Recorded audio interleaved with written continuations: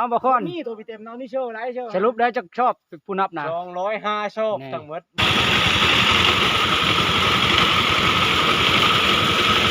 รถไปนำตัวได้ลายเติมดีก็ได้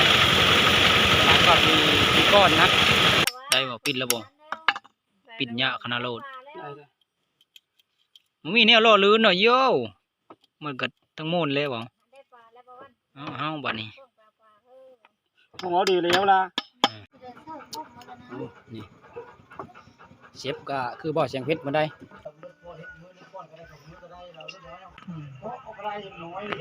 จะบอกเดี๋ยวคุณเฮิร์ดบ่อายที่หลังบ่เฮิร์ด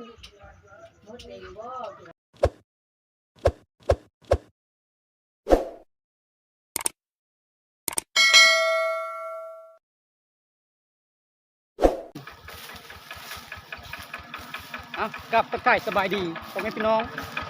ทุกท่านที่ติดตามรับชมเรากันเช่นเคยพี่น้องเอ้ยคลิปนี้ก็ต่อจากคลิปก่อนก็ปั่นเข้านะแต่ว่าเข้ายังไม่ทันแล้วอยู่ตอนแรกนะมาปั่นต่ออีกเข้าที่ยังเหลือนะเด็กเข้าปั่นเสานี่ถือว่าหลายๆนะของนึกอะ30 ปลายนี่ก็ยังลายอยู่นี่นะนี่ตรงมาตัวแรงกันก็คือมันไปผู้งูนะไปหน้าครับ เช็คความเรียบร้อยอีกเท่านึงนะไปทางนู้นนะผู้น้อยเดี๋ยวมันนะคุณนะเล็บจะหน้าในทางว่าตัดโอ้บ่คอนชั้นชูงบ่นี่นะโอ้ให้การชั้นชูเนี่ยเลยขึ้นดงขึ้นป่าเนี่ยขึ้นอยู่เดี๋ยวนี้ยังมีเวลาอยู่ปล่อยควายแล้วโหชนรันหอบอยู่นี่นั่นคืนลายลงได้จะมาลงทางขึ้นมันชื่อเม็ดบ่เดี๋ยวนี้คือเขาเอาอะไรเจ้าชื่อมันจะจักกินตะลงมือนี่จักชื่อจักช้างไงลงมาไปขึ้นถึงว่าเช็คบุคคลเรียบร้อยมึงดูปั่นเป็นมือน้ำมันมีเม็ดก็5 ลิตร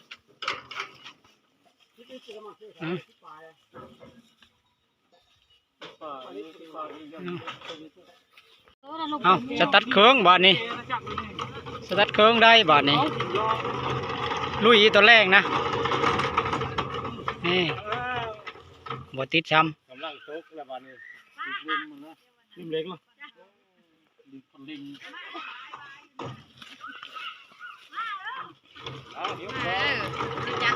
ยกช่อง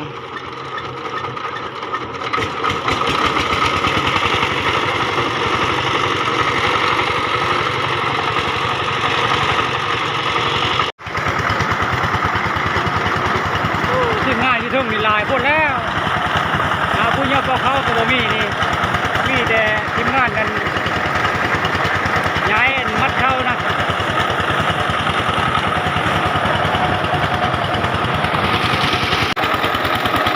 เพิ่มลายนะในนิ้วเพิ่มมานั่งนะนิ้วไปดีมันเจิดมาก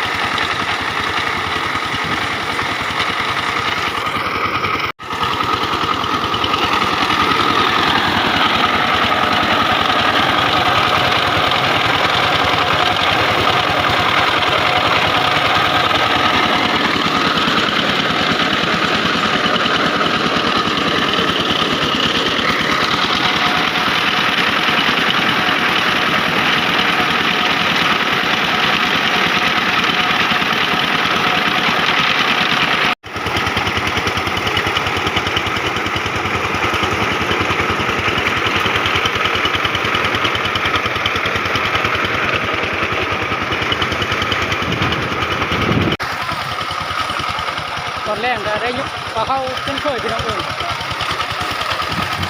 เว้เก้าขนาดนั้นแม่จะดีเพิ่งเก่าลายพ้นแล้วทีมนี่นะไปยกกับเขาช้อยพุ่น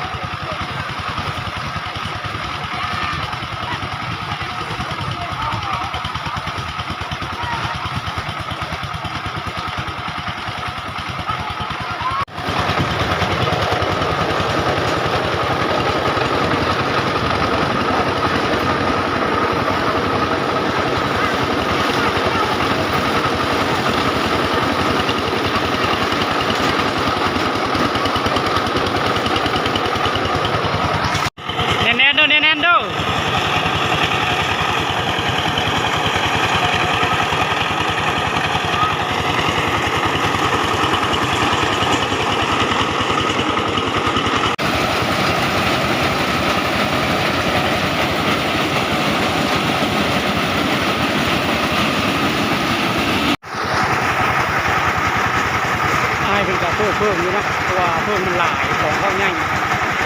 ถ้าบนงูไปนะเพิ่งก็จะลงมาทางนี้แต่เพิ่งลงมาทางนี้ยะได้งูไปเรื่อยๆนะงูไปพุ่งคือว่าของเพิ่งตัวใหญ่พอสมควรนะนี่ของเพิ่งใหญ่ชำนี้แต่ว่าเขาก็ยังไม่ทันเบิดอยู่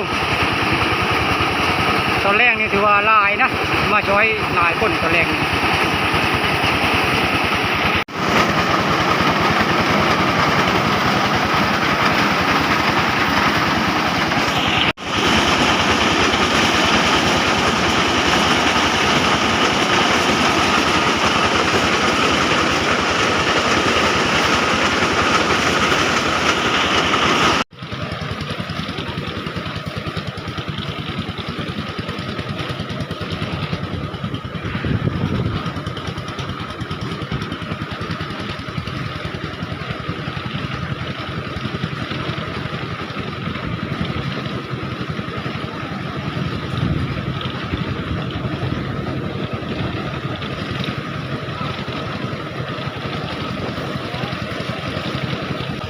วันนี้นี่คนสวยแล้ววันนี้ทุกคนนะตัวใกล้แน่นะทางเขาวันนี้นะคนงานกับตัวลายตอนแรกนี่นะ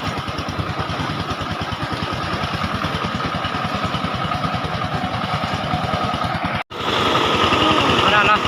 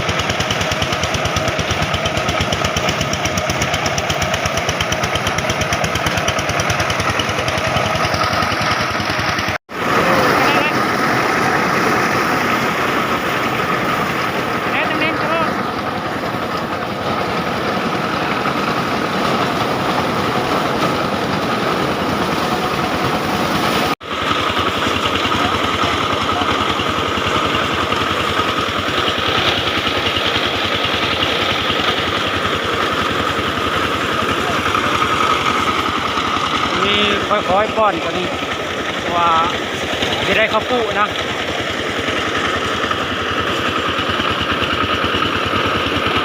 ตัวในขั้นตอนนี้ก็ตัวเข้ากระเบิดกองละทุบตอนนี้นะ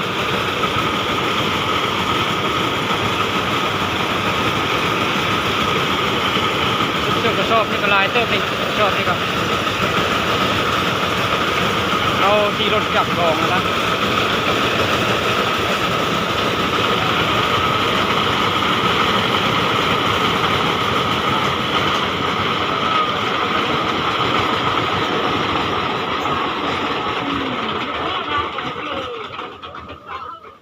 หมดจักก่อนบาทนี่หุบเข้าบาทนี่ตัวเข้าเต็มตัวเชื่อป้อนเข้ากินนี่เฮ้ยชื่อขนาดละเต็มตัวเชื่อพี่น้อง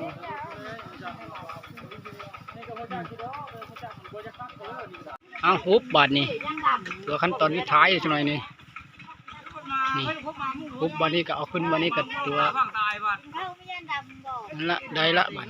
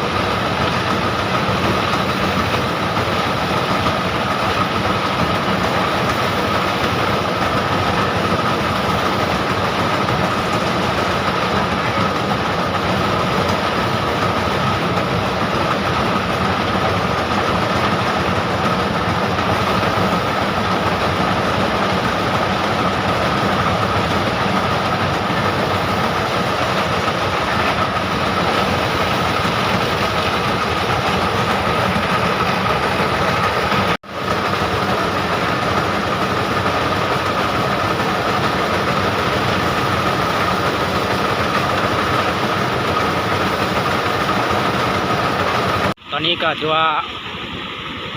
เอาขึ้นรถไปนำนะดูอันนั้นท่านแล้วก็ปั้นอยู่ขี้ขยุมันก็ได้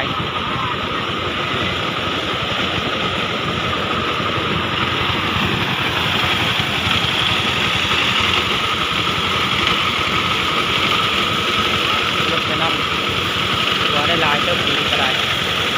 หลายก็มีก้อนนะ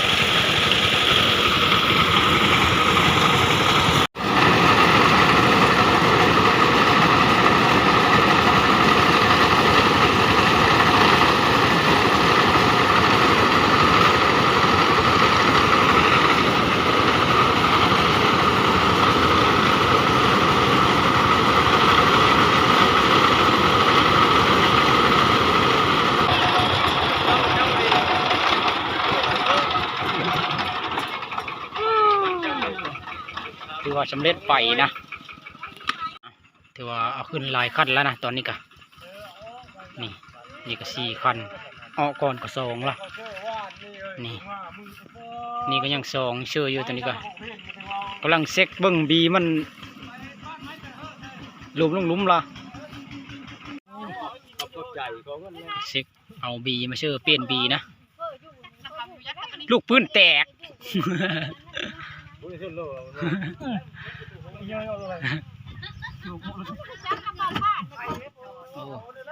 เอาไปบ้านนี้แม่ใส่นะไม่เบิดถ้าเบิ่งเข้าก็200ว่ะโอ้นี่อันนี้รถบคอนเพิ่นได้นี่ได้เพิ่นก็เอารถมาแก้อีกมันนี่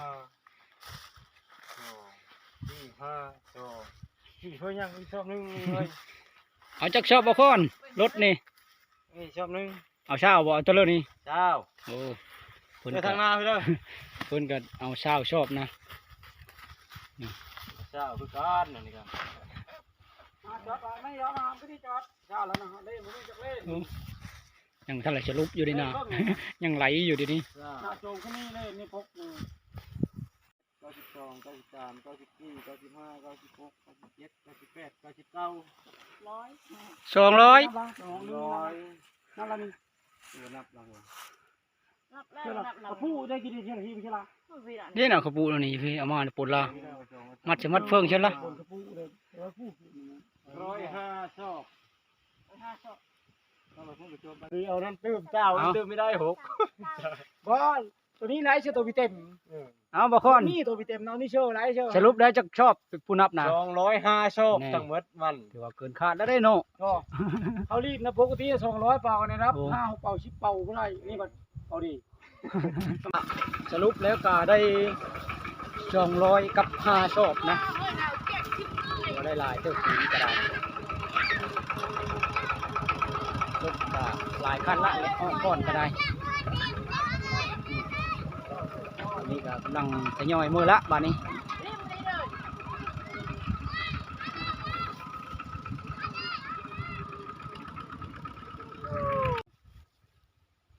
ถือว่าเข้าตัวที่ยังเรือตัวเรือรถนะยังเรือ60กระสอบนะตัวนี้เข้าปุตัวนี้เริ่มทยอยมือละตัวมือก้อนเริ่มมีนะตัวเจ้าเดียวนะจนจะคำนี่ก็ยัง2ยัง3ขั้นนะกายนั่นกับมือก้อนละทยอยก้อนละนะรถมาหอดเครื่องทางนี่ก็ลูกปืนแตะแล้วรถกระไรอันนี้รถบคอนเพิ่นอันนี้บคอนเพิ่นวินมาน้ำได้บ่บุญมาเพิ่นขับรถกระไร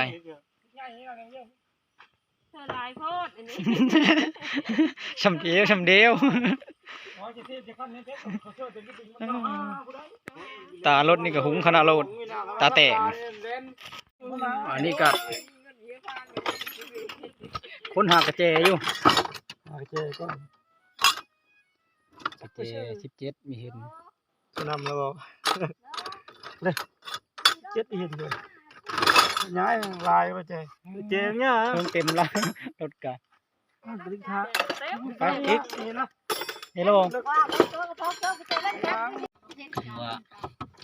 สบายนะได้พกพาตัวนี้ไปนำนะ เฮ็ดบ่มึง เออเพชรยืนข้างในได้เมฆในยูฮันก็ยืนกลับไปไม่รู้แรงเลยเสีย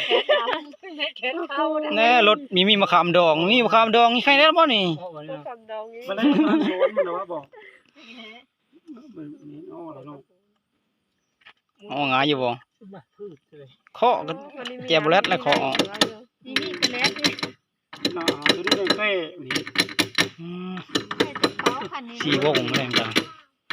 4 วงก็วงเงินของปลอมทั้งหมด โอ้ย มีกรอกมีกระแลดเปลือยโย เอ้ยเต็มกระโตกี่กะนี่ ก็จะอยู่รถนะฮะรถก็มีบีภาษาพุทไทยนี่บีรถได้ภาษาพุทไทยนี่ พวกน้อง เอา พวกน้องนั่นนี่เดี๋ยวนี้ประจับดีนะบ่ก็มีห้าวชู ได้เลยจังว่าจะได้กว่า เอาลิ้นเชื่อ โอ้ยชู พอได้หล่อลื่นนะบีเตะบ่ได้บ่ปิดแล้วบ่ปิดยะขนาดโลดมันมีแนวหล่อลื่นเนาะโย่มันก็ทั้งหมดเลยบ่เอาบัดนี้ พวกเราดีแล้วล่ะ นี่รอ เลิกเข้าละบ่เด้ออย่าก็บ่เลย ขนาดละ นี่ละนี่ละให้ใส่เนาะใส่ใช้จักกีฬาก็อย่างนี้ลิ้นโค้งนะใส่นะนี่บัดนี่พี่เลย ใครอยู่เนาะวิชาการไปน้ำหลัง วิชาการไปก่อนเสร็จแล้ว แก้มานี่ แล้วสำเร็จบัดนี้เก็บ ไม่ได้เล่นขนมได้เลย ประกอบรถแล้วก็สิได้เดินทางต่อบัดนี้นี่แอดรถก็ขึ้นก้อนละไปบัดนี้ขอตัวขับรถก่อนบัดนี้ ตอนนี้ก็ถือว่าตัวนี้ฮอดทางเฮาเฮิดแล้วนะนี่หลายคันไม่จอดนี่ก็ได้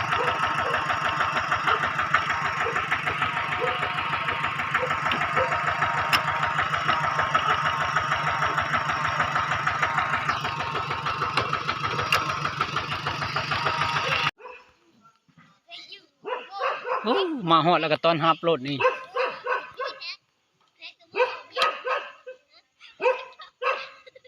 มาฮอดเฮิดแล้วก็เอาขึ้นเล้าได้บัดนี้เปิดเพลงไปนำเนาะอยู่เทิงผู้ก็ได้2 คัน 3 คันอยู่เนาะผู้ก็4 5 คันผู้รถนี่ไม่น้อยนะหากคันแรกนี่เนี่ยคันทำอิฐนี่ก็ได้ ดีแล้วตัว โอ้มีเครื่องเสียงอยู่เทิงวิกระไดพอปั๊มอยู่รอบเป่าเขาเชื่อ ฟังเพลงไปน้ำปั๊มเป่าเขาไปน้ำพอปั๊มอยู่เนาะ แล้วเนี่ยเขาจะให้ติด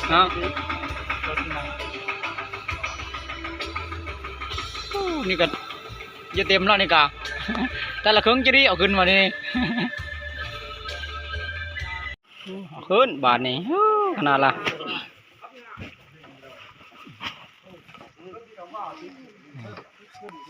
มีเทิงผู้กัด2 คนนะชุดนี้ไม่ได้เทาะเลยเขาชุดนี้นะมีแต่กองจัดไว้นี่ จางปั้นใช่ปะ นี่หามเอา เอาไม่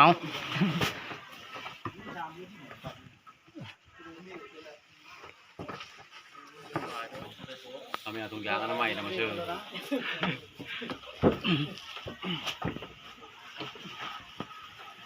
เอาไปเลยอันนี่เอา เจ้ามีดังคอยพลาด โอ้ตามมาคิดไปดมเอาโย่คักละบอ เจ็บของใคร ทางนี้ก็กำลังเฮ็ดอยู่เฮ็ดกินอยู่นะนี่เอามาเบิ่งกันโหปลานะนี่ปีงโหปลาจักเพิ่นอย่าหลับจักเขาจะก้อยดอกนี่เขาเชื่อมาเบิ่งนะ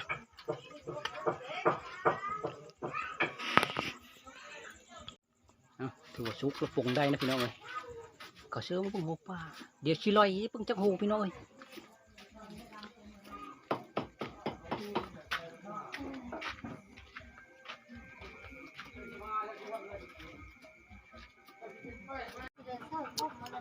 นี่เชฟก็คือบ่อเสียงเพชรมาได้ในเริ่มเมนูนี่นะ ก้อย กอยเนาะคักอยู่ได้กอยกะนี่ แก้มนี่ อันนี้เป็นของกับแก้มตัวนี้นะ ทดแล้วนี่ เอาไปหลายนิดหน่อยเมย์บรรจุเป็นก็มาซอยแล้วดิไว้อยู่ดอก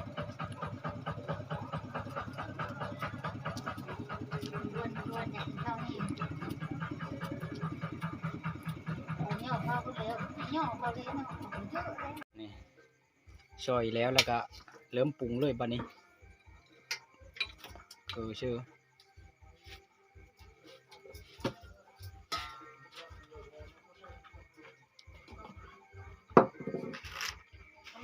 เกลือเป็นโนผงชูรสใช้น้อยแซ่บน้อยใช้หลายแซ่บหลาย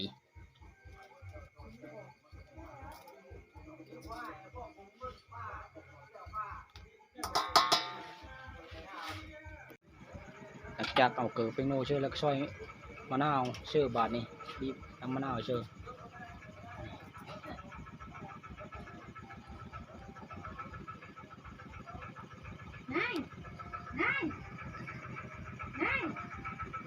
บีบมะนาวเชื่อแล้วก็คั้นบาทนี่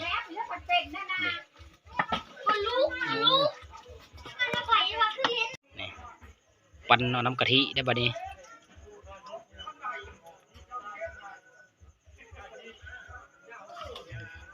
นี่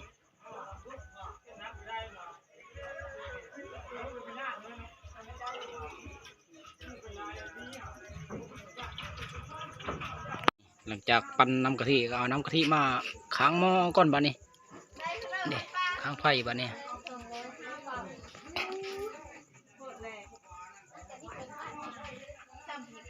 นี่โอ้กดเติบแล้วได้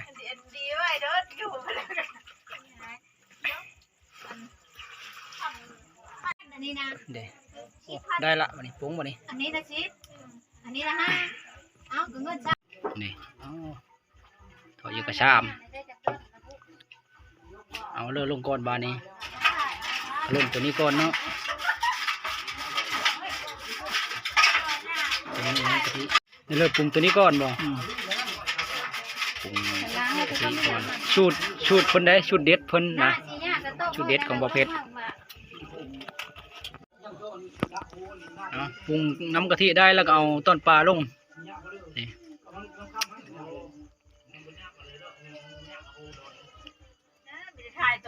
เสียบไปเสียบต้องหมดต้องเว้าอันนั้นนะ มะเพชรมะเพชรผง ใส่บ่เพชรใส่ลายเพชร ภาษาบ้านเฮาไม่มะเพชรได้มีแต่มะคิดได้ภาษาบ้านเฮาได้ แห้งมะคิดนี่นะตำนี่ก็โอ้ยอ่อนเห็นบ่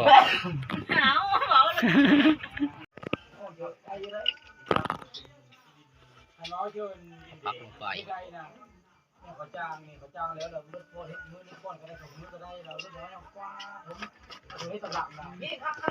พักก็ได้เครื่องหอมเลเบิ้งก็เป็นตะแซ่บแล้วนะนี่นะ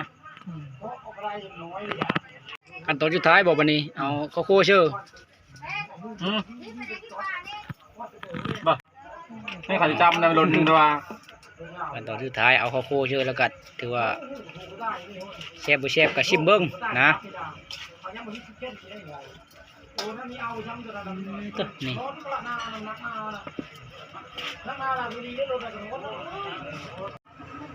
ชิมมึงรู้บ่นี่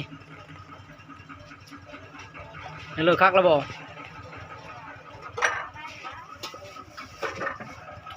บ่พอยัง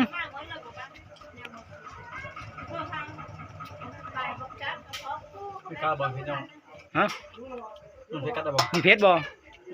โอ้มีเพชรเนาะ จาง อย่างน้อยหนึงนะเติมเกลือเฮ็ดน้อยมีคือเฮ็ดลายเนาะเฮ็ดลายมีคือเฮ็ดน้อยเนาะเฮ็ดลายนี่มันเยอะมีเยอะพอดีคันเฮ็ดน้อยนี่เฮาเคยเฮ็ดละพอดีปั๊บเลยได้ส่วนลายนะนี่เฮ็ดลายได้ปรุงเกลือแล้วเรียบร้อยแล้วเบิ่งบ่ใหญ่สิชิมบัดนี้ แ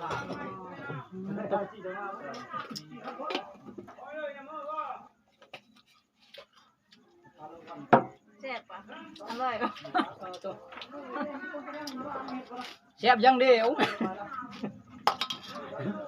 เลยนะชิมดูทาง ได้บ่จะได้ละ ไทยเมื่อบ่ ก่อนตักกะ ข้าวเราไทยเมื่อ แยกไป จัก ก่อน จักมาพร้อม นี่ ข้าวนะ แบ่งโคนะแม่เพิ่นกินดิบไม่ได้นะโคเขาแม่ นี่กินข้าวบ่ หลังจากแบ่งโคแล้วก็ตักเลยบัดนี้แม่บรรจุเพิ่นตักมาโอ้เนี่ยกลับกะพักก็ถือว่าหลายอยู่พักก็ได้พักอีเลือดกับพักสลับนี่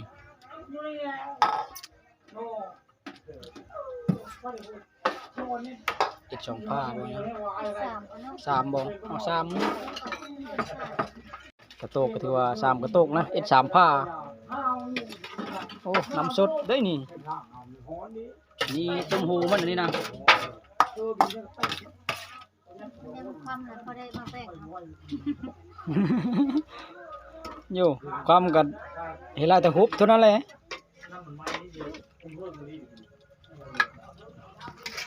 น้ำมันน้อยมาจะเข้าค้างแล้วเลยได้ ตอนนี้ก็ถือว่าตักแล้วเรียบร้อยนะมีแต่พร้อมเสิร์ฟบัดนี้นะ แล้ว นี่ อะไรบ่เดี๋ยวคุณเฮิร์ดบ่อาย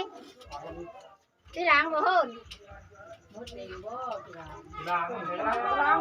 ที่หลัง แต่ประเภทเพิ่นเอามาละโคเขาแม่อันนี้นี่นี่ทีมงานเอาเข้าขึ้นเล้าก็ถือว่าเอาเข้าขึ้นเบิดละ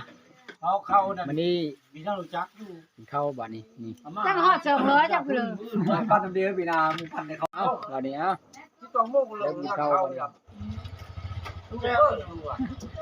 แซ่บหมดจักเดินกินเบียร์เมาแล้ว ไปลุยบัดนี้ เบียร์มันเข้านั่ง มาพี่น้องมาบัดนี้ ได้ กินข้าวแรงนะบัดนี้นะก้อยป่า เอาเรื่องเบียร์นะ โอ้กองเขาใหญ่ มายกก่อนนะ ซ้ำสิโจกเลยเชียว เป็นเข้าหลายอย่าง เย็นไปนำ เดี๋ยวของแก้มของแก้มมึงไม่มึงลงมาเย็นนะมึงไปโน่นคามนะไม่ยินดีนี่มีไฟเลยโมกโยกมันนะพอมันครับพอให้มันจะไปยุ่งโยกมันก็มีโน่เมื่อไหร่ปงเติบโยกดีไปแล้ว ไม่มีเฮาหารกูที่นี่หลายละ